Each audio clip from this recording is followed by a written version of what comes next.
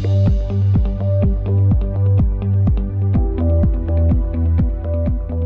байгууллагын хувьд бол 2017 онд бид хүчирхийлэл үйлдвэргүй хүчирхэг хөвгүүд гээд төслийг хэрэгжүүлсэн байгаа.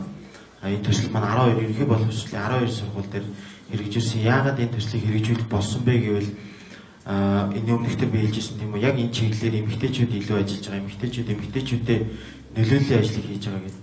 Тэгвэл манай байгууллага болохоор илүү нөгөө өсвөр насны хөвгүүд, залуу эмэгтэйчүүд рүү чиглэсэн нөлөөллийн ажлуудыг болон сургалтуудыг хийхэд болоод бид нар 2017 онд нэг төслийг хэрэгжүүлсэн.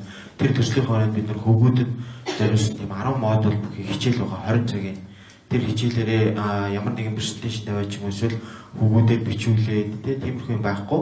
Илүү нөгөө төр хөвгүүдтэй ярилцах, хөвгүүдээр зураг зуруулаад тэр зурган дээр илүү ярилцах гэдэг юм. Иймэрхүү байдлаар явагддаг 20 цагийн хичээл байгаа. За тэгээд тэр хичээлээ ороод орсныхаа дараагаар бид нар ингээд клуб тусууд нөлөөллийн ажлуудыг сургуулийнхаа хэмжээнд бол ингээд ерөнхийдөө үндэсний хэмжээнд, нийслэлийн хэмжээнд бас нөлөөллийн ажлуудыг явуулсан байгаа. 10 жилийн сурагч байхдаа ингээд хүчирхийлэл үйлдэх гэдэг мэдээдгүй. Жишээ нь 10 жилийн хүүхэд болгон тохиолдог нөгөө нэг октодынхаа үснээс зулгаадаг, юбгийн сөгдөг, эсвэл нөгөө боксинг бацдаг ч юм уу тиймэрхүү зүйлүүд гардаг. Тэрийг бол зүгээр л нөгөө нэг тоглоом гэдгээр ойлгодог. Бага бахт аав ээж нь үргэлж нөгөө нэг минийхөө хөөрхөн шүүгээл боксын дээр зөгдөг. Тэрнээс болоод боксын дээр зөхөх болоод зүгээр тоглоом юм байна гэдэг байдлаар ингээ хардаг болсон. Тийм учраас ингээд хөвгүүд тэрийг ингээд бүр дадал болгоод ингээ үе үед ингээ хийе явсан. Гэтэл энэ бол ямар нэгэн байдлаар ингээ тэр хүнд тэр одоо боксоо зохиулж байгаа, үсээ зулгаалуулж байгаа хүнд бол сэтгэл санааны дээрээс бидний ч учраас бие махбодын ч юм уу хүчирхийллийн нэг хэлбэр болж байгаа гэдгийг хэн ч мэддэггүй байсан. За тэгээд бид нар 2017 хүчирхийлэл үйлдвэргүй хүчирхэг хөвгүүд гэдэг төслийг бол 12 сургууль дээр амжилттай хэрэгжүүлсэн. Одоо хүртэл тэр клуб маань бас ингээд үргэлжлээ явж байгаа. 2017 хамгийн анхны ингээд төсөл маань хэлж хагаад аягүй бэрхшээлүүд гарч ирсэн.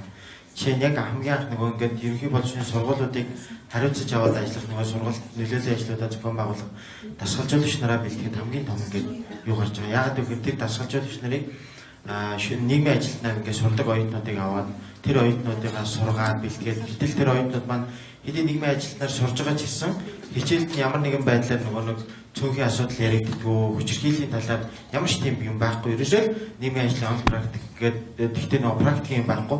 Илүү онлайн зүйлүүд байдаг учраас яг энэ талын мэдлэгтэй тийм оюутан айгу ховор. Тэгээ бүгдээ ингээ эхнээс нь заасан. За тэгээд яг клубүүдээ сургуулиудыг байгуулахад бас их том бэрхшээлүүд гарсан. Тэрний юу гэхээр нөгөө нэг сургуулийн дэмжлэг.